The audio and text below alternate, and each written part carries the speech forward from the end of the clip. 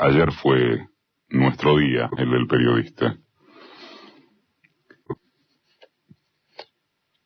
Porque uno no tiene registrada otra etapa en la que pueda haber sido más rica la probabilidad de reflexionar sobre lo que significa ese nosotros.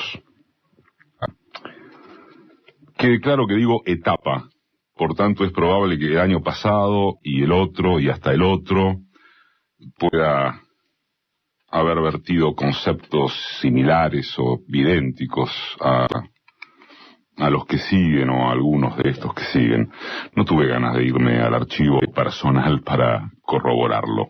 Y rica, etapa rica, ahora que lo veo escrito e imagino pronunciado, y lo pronuncio, tal vez no sea el término más procedente. Cualquier período puede ser rico para analizar lo que sea, si se sabe sacarle el jugo. Diríamos entonces que este es uno de los momentos más provocativos, más desafiantes, para hablar de la función del periodista. O antes que eso, de en qué consiste serlo, exactamente. En nuestro país y allende los límites cercanos y los mares también, porque no es solo aquí que los medios de comunicación usurparon lo que le pertenecía a la representatividad política en forma de organizaciones partidarias o de masas. No es solo aquí que la derecha le cedió el mando expuesto a unos canales de televisión, a unos animadores, a unos empleados que juegan de desobedientes ingeniosos y por cierto que muy bien. En algunos casos. No hace falta irse hasta Gutenberg, el orfebre alemán que inventó la imprenta hacia 1450, y ni siquiera hay que mudarse hasta la Revolución Francesa, que despertó literal y políticamente aquello de que todo ciudadano tiene derecho a publicar sus ideas sin censura previa. Está claro que lo de publicar es mucho más potente que la fuerza del derecho, porque queda implícito que, para ejercer el derecho de publicar, se requiere disponer de los medios de producción que lo permitan. Antes que Marx básico es sentido común en estado puro, digamos. Pero vamos a ponerle o a suscribir, a fin de evitar adentrarse en disquisiciones teóricas tan válidas como eventual o seguramente aburridos, que todo eso fue un avance para las libertades civiles. Para las libertades civiles de la burguesía, sobre todo, lo que llamaríamos clase media en el trazado de una línea de tiempo de unos 2 siglos a esta parte. El periodismo nunca fue un asunto de lo que se llama sectores populares, en cuanto a que tales sectores lo escogieran como campo central de disputa de clase.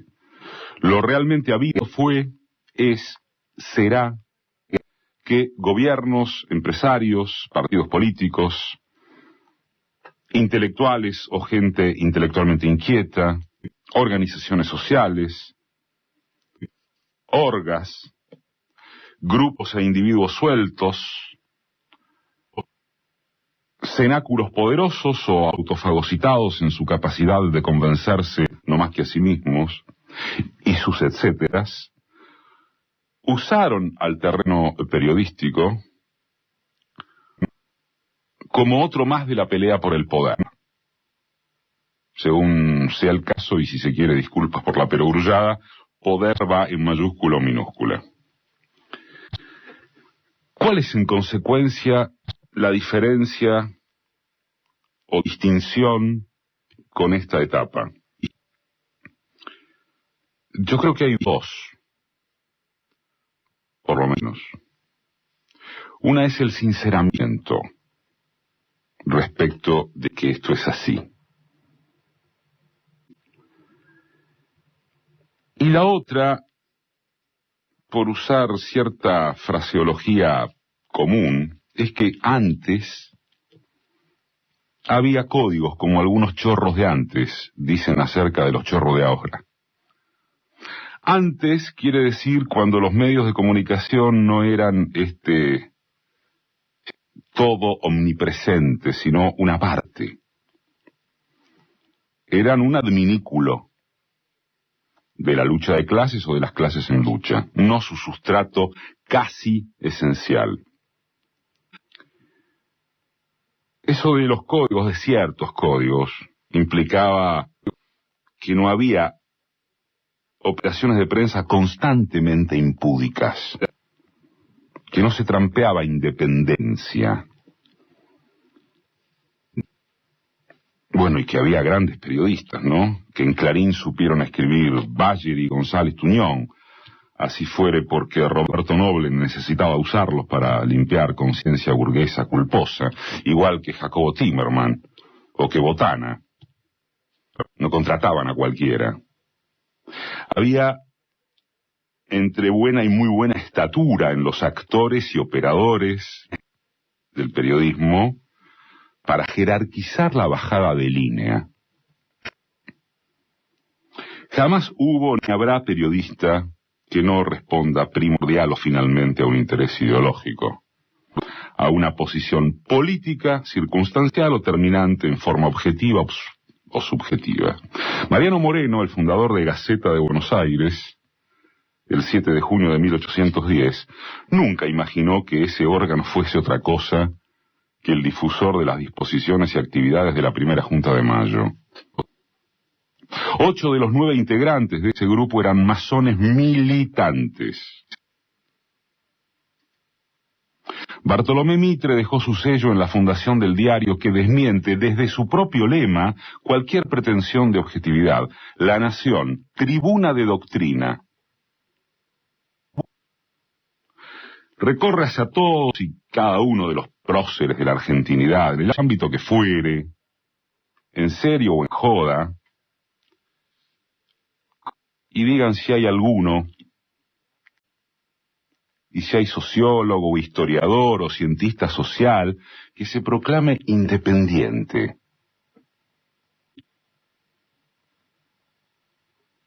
Empero hay una significativa cantidad de hipócritas, no sé muy bien en qué proporción con los tontos,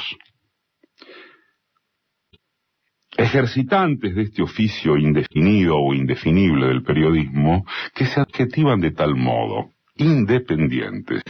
Esto sí seguro que me lo han escuchado o leído más de una vez. ¿Independientes de qué? ¿De quien nos emplea en formato estatal o privado? ¿De las empresas que nos auspician? ¿De la línea editorial que nos bajan? ¿De lo que determina la patronal? ¿De lo que estipula la organización política con la que estamos de acuerdo?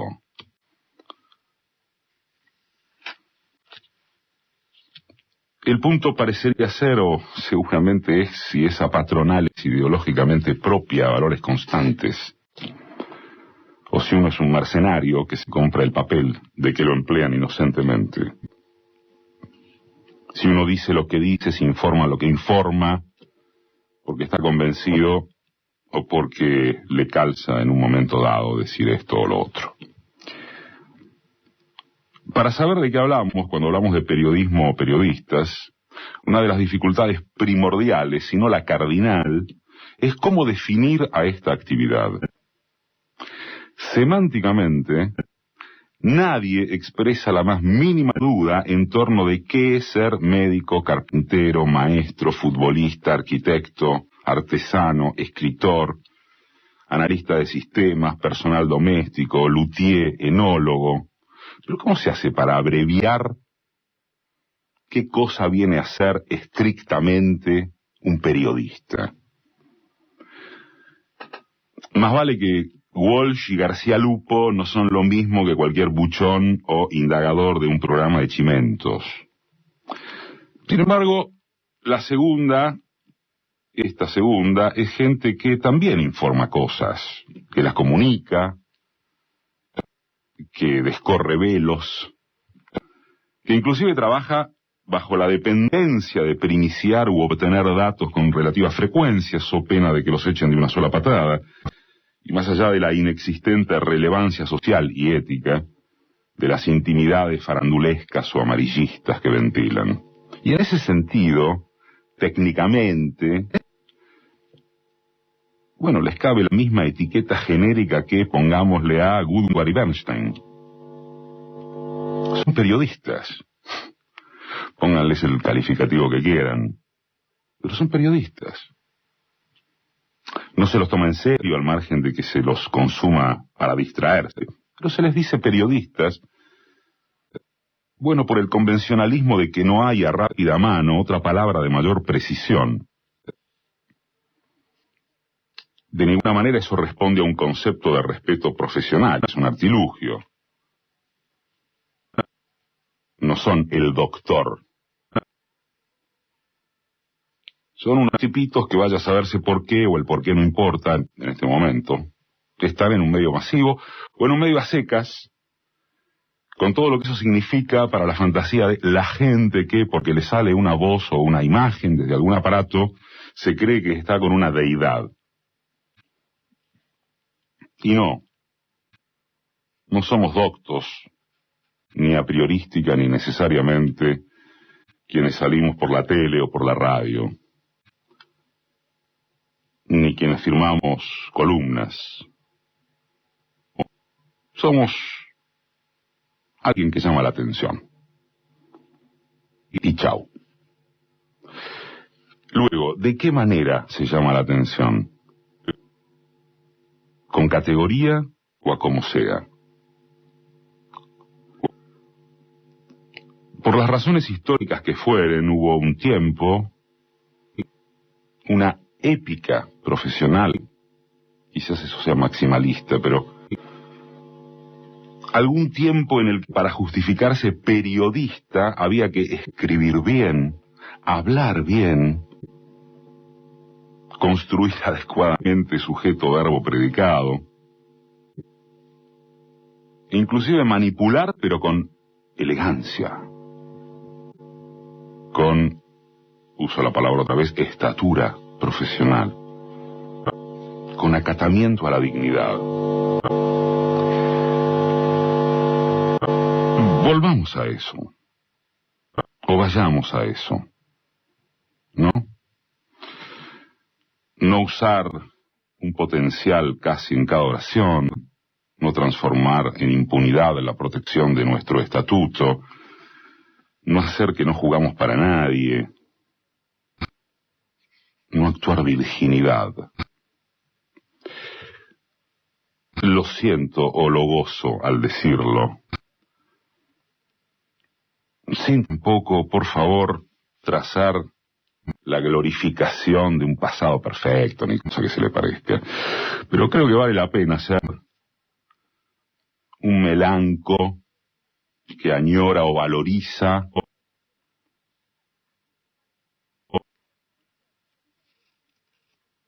que para hacer eso que se denomina periodismo no hacía falta disfrazarse de actor,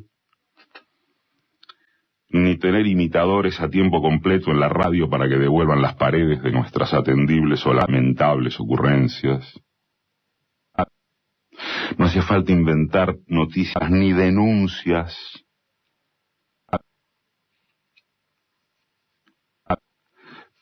O no hacía falta decir, ahora dicen que. A cualquier periodista conteste de su necesidad profesional, le tiene que dar vergüenza firmar un dicen. Celebro que en esta etapa se haya puesto en cuestión quiénes somos nosotros, los periodistas. Aunque haya los tontos que le dicen periodismo a cualquier cosa que la radio o la tele amplifican y que cuentan cómo les va según lo que oyen o miran, porque de escuchar y ver mejor ni hablamos. Apenas transcurrido el Día del Periodista, entonces, felicidades a quienes no nos creen independientes de nada y a quienes nos reconocen como los sujetos políticos que somos.